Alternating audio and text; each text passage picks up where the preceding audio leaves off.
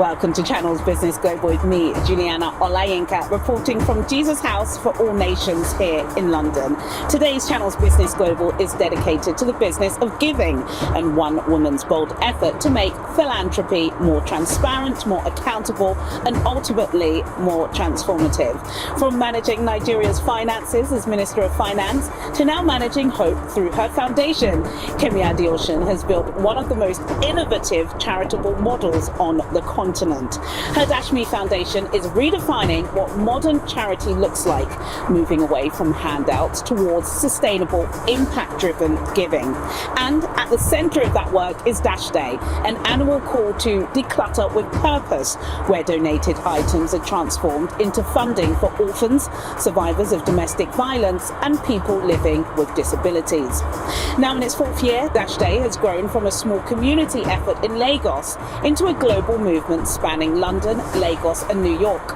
This year's edition, described by Adeosun as much bigger than last year, brought together faith, generosity, and innovation on a remarkable scale. Later in the programme, I'll also be speaking with Pastor Kemi Adeosun, who helped coordinate the London arm of Dash Day 2025, asking him about how community and faith continue to drive this movement forward.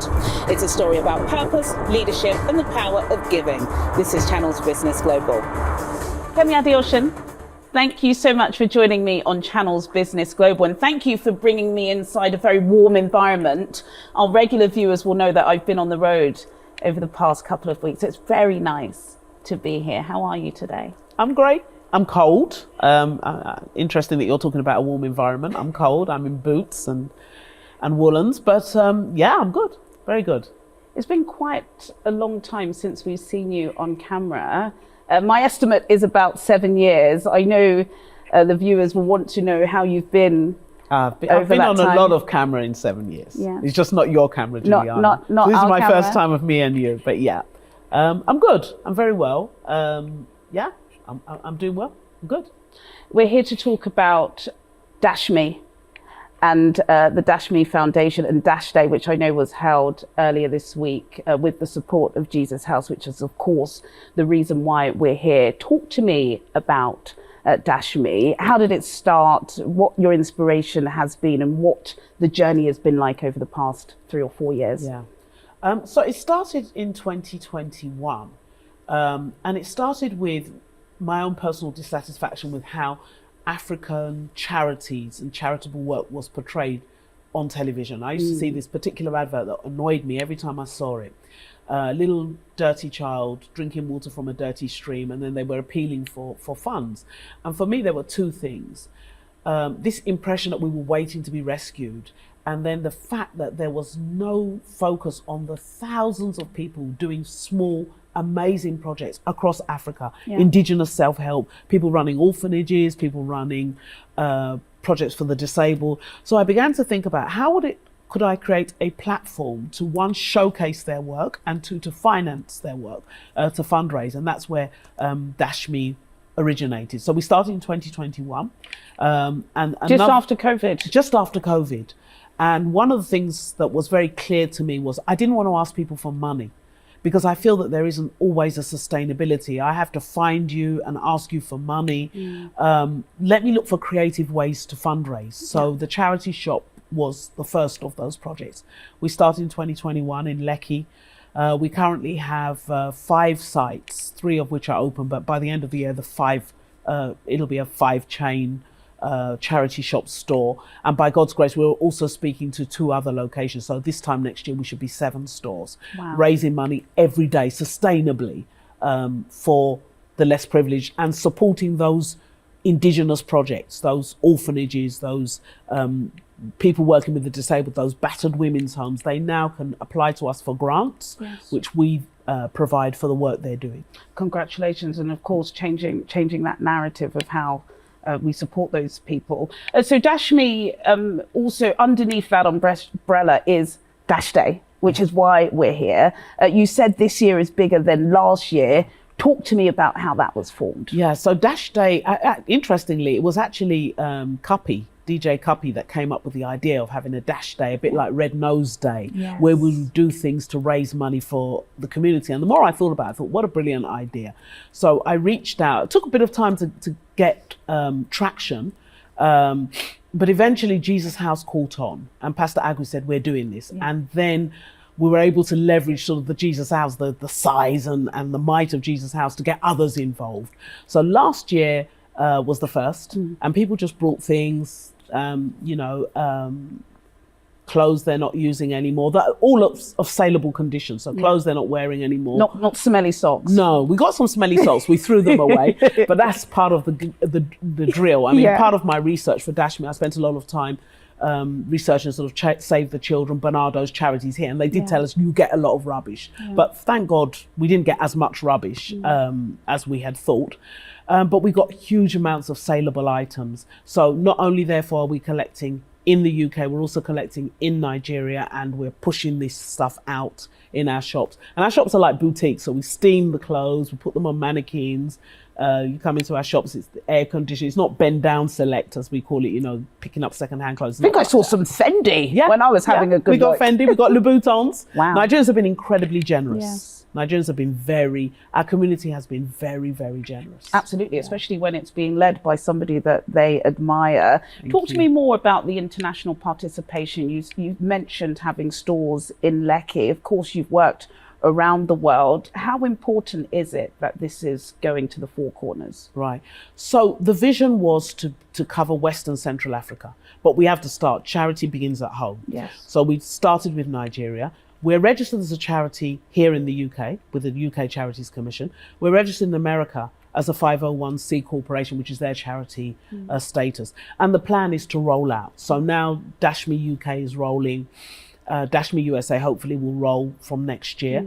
And then in terms of shop coverage, we're looking for partners that will help us to expand our footprint. So one of the things, interestingly, that happened on Sunday was a lady who's a Ghanaian, who's a member of this church, said she wanted to work with us on Dash Me Ghana. Wow. Another friend of mine, which is something I hadn't anticipated, who's Jamaican, who's been coming in to help out, says she wants to do Dash Me Jamaica because, they're orphans, there are orphanages there that need this type of support. So we now have a system that works, and now we can roll it out. What about, diaspora communities within the UK, within America, that also need support? I'm sure there are some that donate to Jesus House, but there are congregation members that also need those clothes as well. Yeah. I mean, we monetize, so we don't give them away, we monetize. But if there are causes, Dash Me is a platform.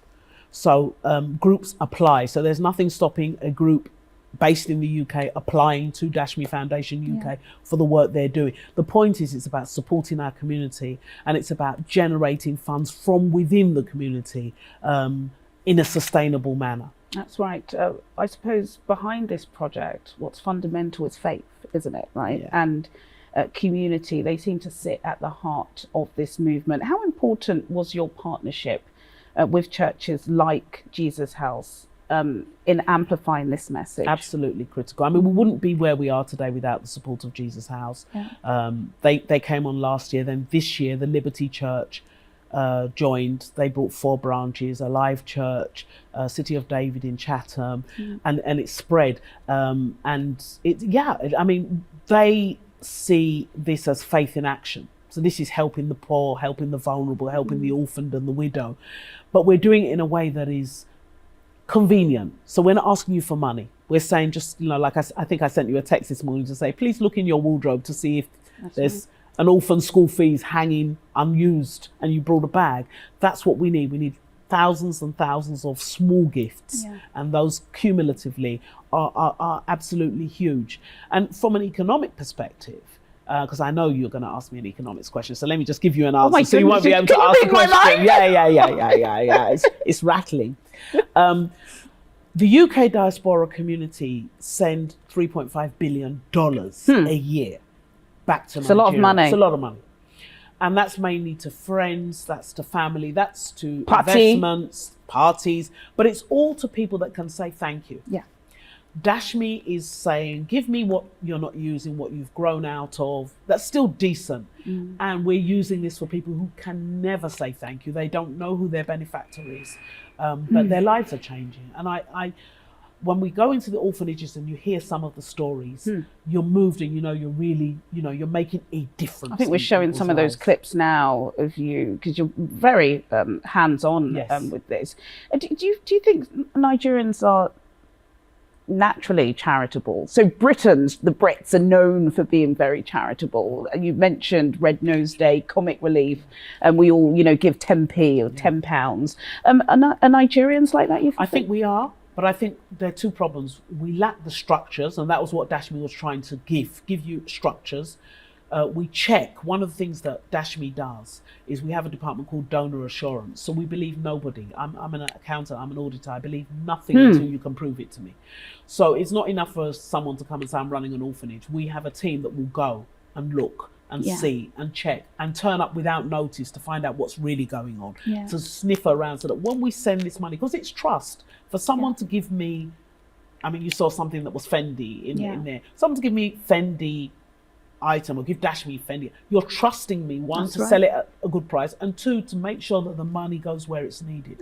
So that's something we're very, very strong on. So I think once Nigerians saw that you're checking what you're doing, you're being accountable, we give feedback constantly on where the money is going.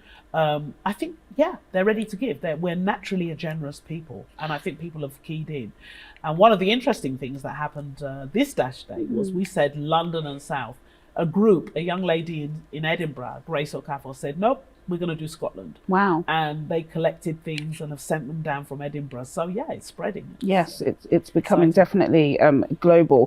Can you talk to me more about the Dash Me Foundation business model? Because there are some Nigerians that sometimes can feel as if items get dumped in Nigeria. Like we see it with secondhand cars, phones, microwaves. Now you want to dump more clothes. Is it just a dumping ground? No, it's and the key is quality. We say, so Dash is meant to be a gift.